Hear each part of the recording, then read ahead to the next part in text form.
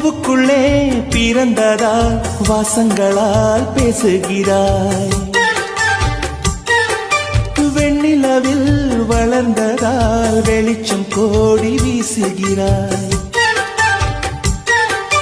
மங்கையின் கன்னத்தில் மஞ்சளின் வண்ணங்கள் வந்ததும் எப்படியோ, மாலையின் மெய்யிலும் காலையின் மெய்யிலும் சேர்ந்ததால் இப்படியோ. அடி பூமியே நூலகம், பூக்களே புத்தகம் என்று நான் வாழ்ந்து வந்தேன்.